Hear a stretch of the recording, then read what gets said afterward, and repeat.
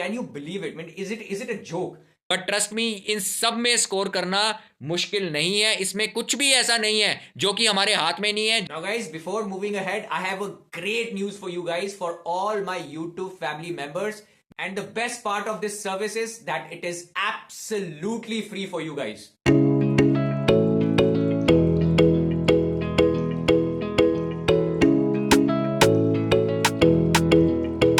Guys, आज जिस video के बारे में मैं डिस्कस करने वाला हूं, इसे बहुत ही ध्यान से सुनिएगा। Video extremely research oriented and technical है, बट ये आपको बहुत ही ज्यादा हेल्प करने वाली है।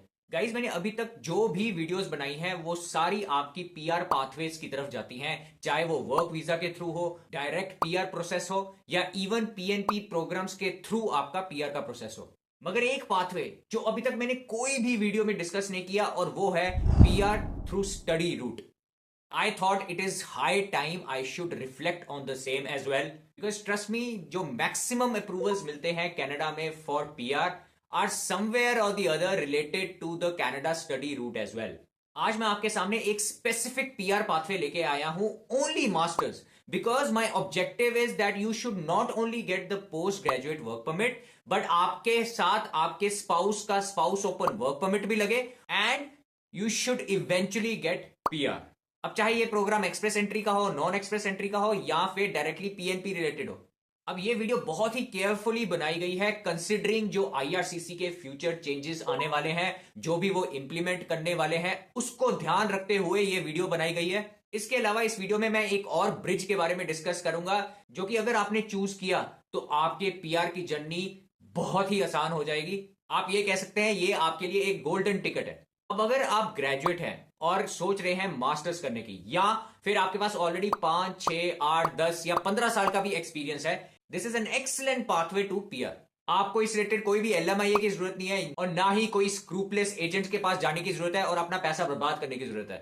ये बहुत ही प्लेन एंड सिंपल पाथवे है।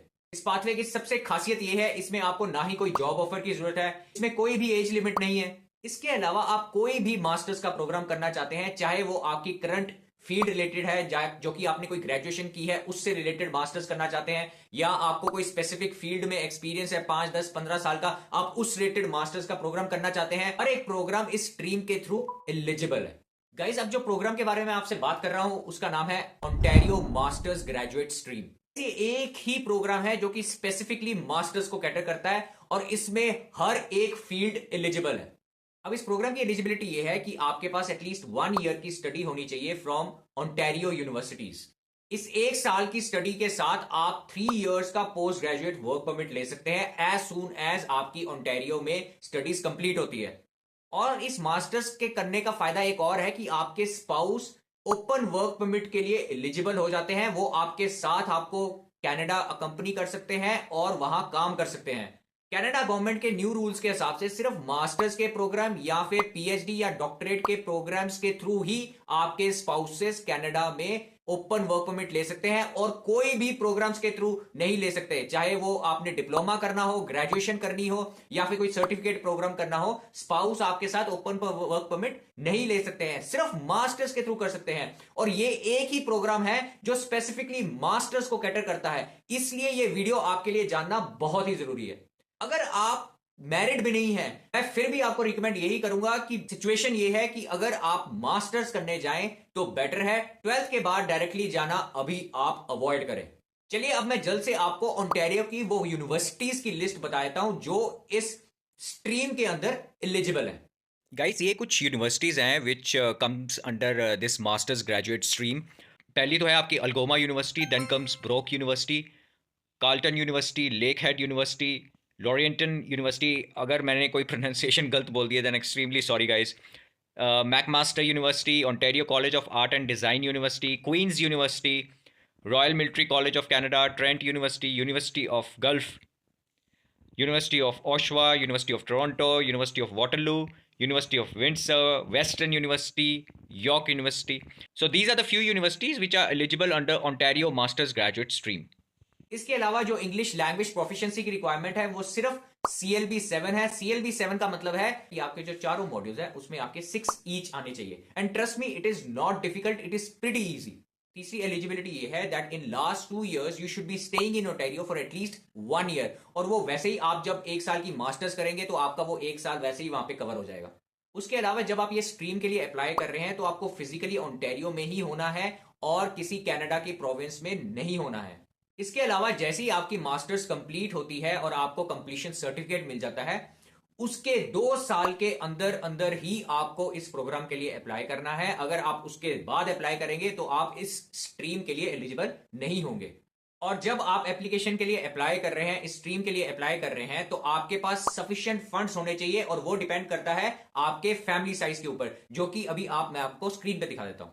गाइज ये कुछ सेटलमेंट फंड्स है जिसके बारे में मैं बात कर रहा था। अगर आप अकेले हैं then you have to have 13,757 Canadian dollars. अगर आप 2 लोग हैं, आप और आपके स्पाउस, देन 17,127 डॉलर्स। और अगर आपके साथ आपके स्पाउस है और आपका बच्चा भी है देन 21,055 कैनेडियन डॉलर्स। नाउ ये फंड्स की रिक्वायरमेंट आपको तब है अगर समझ लीजिए आपने मास्टर्स के बाद अभी आपके पास जॉब नहीं है, मगर अगर आपने जॉब सिक्योर कर ली तो वो डिपेंड करता है आपकी एनुअल सैलरी कितनी है, उस हिसाब से ये फंड्स एडजस्ट हो जाते हैं। समझ लीजिए आपकी जो सैलरी लगी है वो लगी है 35,000 कैनेडियन डॉलर्स की, और आपके फैमिली मेंबर्स 3 हैं, तो उस केस में जो फंड्स की रिक्वायरमेंट है 21,055 डॉलर्स, तो उस केस में आपको सेपरेट फंड्स दिखाने की ज़रूरत नहीं पड़ेगी। इसके अलावा आप अपने फंड्स को एज अ फिक्स डिपॉजिट भी दिखा सकते हैं या एज अ सेविंग्स भी दिखा सकते हैं, उसमें कोई इशू नहीं है। Now guys, before moving ahead, I have a great news for you guys, for all my YouTube family members. मैंने एक डेडिकेटेड टीम सेटअप करी है जो कि स्पेसिफिकली आपके सारे डाउट्स क्लियर करेगी related to PR through study route. And the best part of this service is that it is absolutely free for you guys. मेरी टीम आपको पूरा गाइड करेगी in choosing the best university, best college as per your requirement. और अगर आप हमारे साथ application process अपना शुरू भी करेंगे तो उसके कोई भी चार्जेस नहीं है। We are giving our service absolutely free for you guys. आपको वीडियो के डिस्क्रिप्शन में रजिस्ट्रेशन फॉर्म का लिंक मिल जाएगा, उसके अलावा मैं कमेंट सेक्शन में भी रजिस्ट्रेशन फॉर्म का लिंक दे दूंगा। सो गो अहेड, फॉर्म को फिल करिए and my team will directly get in touch with you. चलिए अब ओंटारियो की स्कोरिंग सिस्टम को समझ लेते हैं। पहले प्रोसेस में तो मैंने आपको समझा दिया कि आपको एक एलिजिबिलिटी क्राइटेरिया है जिसको आपको फिल करना है। Then comes scoring system. अब ओंटारियो कुछ पर्टिकुलर फैक्टर्स है जिनके बेसिस पे आपको स्कोर देता है, और उन फैक्टर्स को डिटेल में अभी मैं आपके साथ डिस्कस करूंगा। ये बहुत ही इजी टू अंडरस्टैंड सिस्टम है, इसमें कोई आपको कंफ्यूजन नहीं होने वाली। अगर आपका स्कोर कट ऑफ के ऊपर है then you are invited to apply. Let me take you to the screen and explain you in detail. Guys ये कट ऑफ की डिटेल्स है जो मैंने आपके लिए निकाली है फॉर लास्ट 1 ईयर और so under Ontario masters graduate stream. इसमें गाइज अगर आप देख पाएंगे तो नीचे सबसे पहले 25 जनवरी 2023 को ड्रॉ निकला था जिसमें मिनिमम कट ऑफ गया था 44। फिर उसके बाद 4 अप्रैल को कट ऑफ गया था 52। देन 6 जून को कट ऑफ गया 46। 1 अगस्त को कट ऑफ गया 48। अगस्त में एक और ड्रॉ निकला 30 अगस्त जिसमें कट ऑफ गया 44। फिर 19 सितंबर को एक कट ऑफ गया 41 का, और फिर 30 अक्टूबर को एक कट ऑफ गया जिसमें स्कोर था 43। अब ये सब स्कोर का मैंने जब एवरेज निकाला तो निकला है 45। अब आगे मैं आपको स्कोरिंग सिस्टम भी अच्छे से समझाऊंगा ताकि आपको समझ आ जाए कि 45 या 46 स्कोर करना मुश्किल नहीं है, इट्स वेरी इजी, और आपको वो डिटेल में मैं आगे समझाता हूँ। गाइज अब ये मैंने आपके लिए एक एक्सेल शीट प्रिपेयर करी है ताकि मैं आपको बहुत ही आसानी से ये चीज़ें समझा सकूं कि आप स्कोर कैसे कर सकते हैं, और प्लस आपको भी समझने में बहुत ही आसानी होगी। अब जो स्कोरिंग फैक्टर्स हैं वो एक्सट्रीम लेफ्ट में मेंशन किए गए हैं आपके, जैसे एक हो गया आपका वैलिड वर्क और स्टडी परमिट स्टेटस, फिर हो गया आपका earning history in last 5 years, then comes your highest education, फिर आता आपका field of study Canadian credentials, फिर आता आपका कैनेडियन एजुकेशन एक्सपीरियंस, फिर आता है आपका official language ability, knowledge of official languages and location of physical study. अब अगर आप वैलिड वर्क और स्टडी परमिट स्टेटस के ऊपर जाते हैं तो सबसे नीचे देख पाइए उसमें आपके 2 ऑप्शंस अवेलेबल हैं। एक है विद वैलिड वर्क और स्टडी परमिट और दूसरा है विदाउट वैलिड वर्क और स्टडी परमिट। अब अगर आपने वहाँ पे मास्टर्स 1 ईयर कर लिया, उसके बाद आपने पोस्ट ग्रेजुएट वर्क परमिट के लिए अप्लाई कर लिया, बिकॉज आप 3 साल के लिए पोस्ट ग्रेजुएट वर्क परमिट तो आपको मिलेगा, तो उस केस में आप इसमें पूरे 10 पॉइंट्स आराम से ले सकते हैं। अब अगर आप विदाउट वैलिड वर्क और स्टडी परमिट को चूज करेंगे तो आपको यहाँ पे 0 पॉइंट्स मिलेंगे। तो अगर आप नीचे देखिए टोटल स्कोर ऑटोमेटिकली आपके 38 हो गए, रिड्यूस हो गए। बट इसमें 100% सब लोगों के पास valid work and study permit आपके पास होगा ही होगा, तो आप यहाँ पे फुल 10 पॉइंट स्कोर कर सकते हैं। उसके बाद आता है earning history in last 5 years. Option जो यहाँ पे आते हैं, एक है 40,000 और मोर अर्निंग्स इन अ ईयर या less than $40,000 earnings in a year. तो इस केस में लास्ट 5 ईयर्स में आई एम नॉट श्योर किसी का 40,000 प्लस अर्निंग्स होगी इन अ ईयर, स्पेसिफिकली जब आप बाहर से आ रहे हैं। तो इस केस में 99% लोगों के पास less than 40,000 earnings in a year ही होगा, तो इसको हम कंसिडर करते हैं एज अ स्कोर 0। अगर आपके पास 40,000 और मोर अर्निंग्स इन अ ईयर है देन यू स्कोर 3 पॉइंट्स। इसमें अभी हम 0 स्कोर को ही कंसिडर करते हैं। उसके बाद आया था आपका हाईएस्ट एजुकेशन। अब अगर आप वहाँ पे एज अ मास्टर्स जा रहे हैं, आपने 1 साल का मास्टर्स प्रोग्राम कर लिया ओंटारियो यूनिवर्सिटी में, तो आपको उसके मिलते हैं 8 पॉइंट्स। अगर आप पीएचडी करते हैं तो उस केस में आपको मिलते हैं 10 पॉइंट्स। अगर आप बैचलर्स करते हैं तो उसके अलग आपको पॉइंट्स मिलते हैं 6। बट इस वीडियो में हमारा फोकस मास्टर्स का है, तो हम मास्टर्स को ही फोकस करेंगे, क्योंकि ये जो स्ट्रीम है ये मास्टर्स रिलेटेड है, ये बैचलर्स रिलेटेड नहीं है। तो इसमें जो हम चूज करेंगे वो करेंगे मास्टर्स, और इसके आपको मिलेंगे 8 पॉइंट्स। फिर आया था आपका field of study Canadian credential, मतलब कि आपने जो ये मास्टर्स करी है ये किस में की है, कौन सी फील्ड में करी है। तो इसके भी अलग अलग ऑप्शंस हैं, मैं आपको दिखा देता हूँ। अगर आपने स्टेम कैटेगरी में की है, जो कि जिसमें आपका इंजीनियरिंग आ जाता है, इवन हेल्थ इसमें इंक्लूड कर दिया मैंने, मैथ आ जाता है या कंप्यूटर साइंस आ जाता है, तो अगर इन फील्ड्स में अगर आपने किया है मास्टर्स, उस केस में आपको मिलते हैं 12 पॉइंट्स। उसके अलावा इसमें जो दूसरे ऑप्शंस वो हैं, अगर आपने ट्रेड्स कैटेगरी में किया है जैसे agriculture and natural resources, operations, mechanics, repair या फिर कंस्ट्रक्शन, तो उस केस में आपको जो पॉइंट्स मिलते हैं वो हैं 12 पॉइंट्स अगेन। फिर आया था आपने अगर बिजनेस एंड एडमिनिस्ट्रेशन में किया है, social, legal, education, behavioural science, personal, security and transport services, social work and related programmes, इन प्रोग्राम्स में अगर आपने किया है तो आपको मिलते हैं 6 पॉइंट्स। तो अगर हम इसमें लेके चलते हैं कि आप बिजनेस एडमिनिस्ट्रेशन कैटेगरी में आते हैं, एजुकेशन कैटेगरी में आते हैं, बिहेवियरल साइंस की कैटेगरी में आते हैं, हम इसको लेके चलते हैं, तो आपके आ जाएंगे 6 पॉइंट्स। अगर आप हेल्थ केयर की मास्टर्स करते हैं, इंजीनियरिंग, कंप्यूटर साइंस या मैथ्स, तो उस केस में आप अपने आप को दीजिए 12 पॉइंट्स। ठीक है, तो हम अगर लेके चलेंगे बिजनेस एंड एडमिनिस्ट्रेशन। फिर आया था आपका कैनेडियन एजुकेशन एक्सपीरियंस। इसका मतलब ये है कि आपने कनाडा से 1 डिग्री की है या 2 डिग्री। तो यहाँ पे सब अगर 1 डिग्री के लिए आ रहे हैं, मास्टर्स के लिए आ रहे हैं, तो हम इसमें चूज करेंगे 1 कैनेडियन क्रेडेंशियल। तो इस केस में आपको मिलेंगे 5 पॉइंट्स। मगर आपके पास अगर 2 डिग्रीज है कनाडा की, तो उस केस में आपको मिल जाते हैं 10 पॉइंट्स। फिर आया था आपका ऑफिशियल लैंग्वेज एबिलिटी। अब अगर आप इंग्लिश में आपने की हुई है, ग्रेट। अगर आपने इंग्लिश और फ्रेंच में दोनों में किया है, सुपर। अगर हम इसमें अभी एक ही लैंग्वेज को कंसीडर करेंगे वो है इंग्लिश, तो इसमें आपके पास 3 ऑप्शन है, CLB 9, CLB 8 and CLB 7। CLB 6 है तो आप एलिजिबल ही नहीं होंगे इस प्रोग्राम के लिए, वो मैंने आपको पहले बता दिया। इसकी मिनिमम जो रिक्वायरमेंट है वो है CLB 7 की, और CLB 7 के लिए आपको हर एक मॉड्यूल में 6 चाहिए। तो मिनिमम अगर आपके CLB 7 आते हैं तो आपको मिलेंगे 4 पॉइंट्स। अगर आपके CLB 8 आते हैं यू विल गेट 6 पॉइंट्स। अगर आपके CLB 9 आते हैं तो आपको मिलते हैं 10 पॉइंट। CLB 9 का मतलब है आपके लिसनिंग में 8 हैं और बाकी तीनों मॉड्यूल्स में 7 ईच हैं। उस केस में आप CLB 9 कैटेगरी में आते हैं और आपको मिल जाएंगे 10 पॉइंट्स। मगर इस वीडियो के पर्पस के लिए हम CLB 7 ही रखते हैं कि आपके सारे मॉड्यूल्स में 6 ईच आए हैं, तो इसके आपको मिल जाते हैं 4 पॉइंट्स। फिर आता है आपका नॉलेज ऑफ ऑफिशियल लैंग्वेजेस, कि आपको एक लैंग्वेज में नॉलेज है कि 2 लैंग्वेजेस में नॉलेज है। अगर आपको इंग्लिश और फ्रेंच दोनों आती है तो उस केस में आप 2 ऑफिशियल लैंग्वेजेस को चूज करेंगे, आपको मिल जाएंगे 10 पॉइंट्स। मगर आप एक ऑफिशियल लैंग्वेज को चूज करते हैं then you will get 5 points. तो यहाँ पे हम एक ऑफिशियल लैंग्वेज को ही चूज करेंगे। फिर आया था हमारे पास लोकेशन ऑफ फिजिकल स्टडी। अब ओंटारियो ने ये इसका भी बहुत ध्यान रखा है कि एग्जैक्टली जो लोग हैं वो कहाँ आ रहे हैं पढ़ने के लिए, ओंटारियो के किस एरिया में आ रहे हैं पढ़ने के लिए, उस हिसाब से भी पॉइंट्स दिए गए हैं। यहाँ पे एक प्लानिंग है जिसपे हम वर्क कर सकते हैं और इस हिसाब से हम अपनी एडमिशन ले सकते हैं। जैसे एग्जांपल के तौर पे बताता हूँ, अगर आप नॉर्दर्न ओंटारियो में जाते हैं जो कि रीजन्स है आपकी Sudbury, greater Sudbury, grand Sudbury या फिर अल्गोमा, थंडर बे, रेनी रिवर, कैनोरा, अगर आप इस एरिया में अगर आप अपनी एडमिशन लेते हैं यूनिवर्सिटी में, जैसे मैंने आपको एक अल्गोमा यूनिवर्सिटी के बारे में भी बताया था, तो उस केस में आपको यहाँ पे फुल 10 पॉइंट्स मिलते हैं।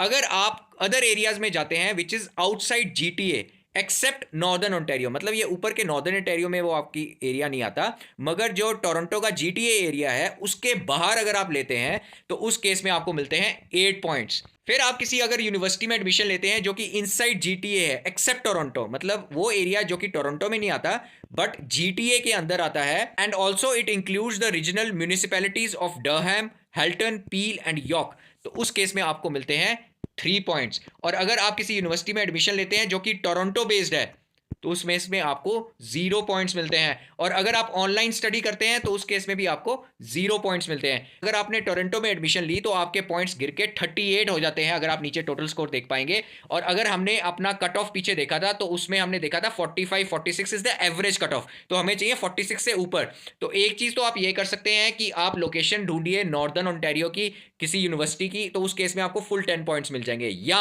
अगर आप कहते हैं कि आपको समझ लीजिए अदर एरियाज आउटसाइड GTA करना है बट नॉर्दर्न ओंटारियो नहीं करना है, तो उस केस में आपको मिल जाएंगे 8 पॉइंट्स। मगर उस केस में अगर आप ऑफिशियल लैंग्वेज एबिलिटी अपनी CLB 7 की जगह CLB 8 कर लेते हैं तो फिर आपको मिल जाते हैं 48 पॉइंट्स। तो ये आपको देखना है कि किस तरह आप अपनी प्लानिंग करते हैं for this score sheet. But trust me, इन सब में स्कोर करना मुश्किल नहीं है, इसमें कुछ भी ऐसा नहीं है जो कि हमारे हाथ में नहीं है, जहां हम वो नहीं कर सकते हैं। ये आपको इसलिए मैंने डिटेल में पूरी रिसर्च करके ये शीट बनाई है ताकि मैं आपको अच्छे से समझा सकूं। एक और कैटेगरी देख लेते हैं, समझ लीजिए आपके 8777 आते हैं CLB 9, तो उस केस में आपके पास 52 पॉइंट्स हो गए। तो यहाँ पे आप क्या कर सकते हैं, अगर आपको अदर एरियाज आउटसाइड GTA नहीं पढ़ना, आपको इनसाइड GTA पढ़ना है, टोरंटो को छोड़ के इनसाइड GTA पढ़ना है, तो उस केस में आपको 3 पॉइंट्स यहाँ मिल जाएंगे, CLB 9 के आपके 10 पॉइंट्स हो गए और टोटल स्कोर आपका 47 हो गया। आप फिर भी इजिली कट ऑफ कर सकते हैं। So guys, this is how the scoring sheet works. Guys let's understand the step by step process now. अब जब आपने मास्टर्स कंप्लीट कर ली और आपके सारे डॉक्यूमेंट्स रेडी हो गए, then you have to apply for an expression of interest. अब जिस दिन आप अपना एक्सप्रेशन ऑफ इंटरेस्ट दिखा रहे हैं, सेम डे एक अटेस्टेशन फॉर्म होता है जिसको आपको कंप्लीट करना है, साइन करके अपलोड कर देना है। इस फॉर्म को आप डिले नहीं कर सकते, जिस दिन आपने एक्सप्रेशन ऑफ इंटरेस्ट दिखाया उसी सेम डे आपको ये फॉर्म को अपलोड करना है।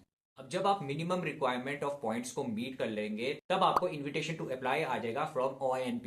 अब जैसे आपके पास इनविटेशन टू अप्लाई आ जाए, you have 14 days to send your application along with $1500 processing fees. अगर सब ठीक रहा, आपकी फाइल में कोई प्रॉब्लम नहीं, all your documents are perfect, you will receive a nomination from Ontario. अब इस नॉमिनेशन सर्टिफिकेट के हेल्प के थ्रू आप परमानेंट रेजिडेंसी के लिए अप्लाई कर सकते हैं to IRCC under non express entry stream, और आपको ये अप्लाई करना होता है within 6 months of receiving a nomination certificate. अब गाइस, जो मैं ब्रिज के बारे में बात कर रहा था वो है फ्रेंच। आई होप आपने अभी एक ड्रॉ देखा होगा जिसमें 7000 इन्विटेशंस दिए गए हैं to the people who have applied through French category, और इसमें मिनिमम CRS स्कोर गया है 365। Can you believe it? Mean is it a joke? So 7000 invitations with a CRS score of 365। मतलब मैंने इतना बड़ा ड्रॉ पिछले कुछ महीनों में ना कोई जनरल का देखा है, ना कोई स्टेम का देखा है, ना कोई हेल्थ केयर का देखा है। कोई भी कैटेगरी में इतना बड़ा ड्रॉ मैंने नहीं देखा है जितना अभी फ्रेंच में देखा गया है। इस ड्रॉ के निकलने के बाद मेरी सच में हंसी भी निकल गई थी।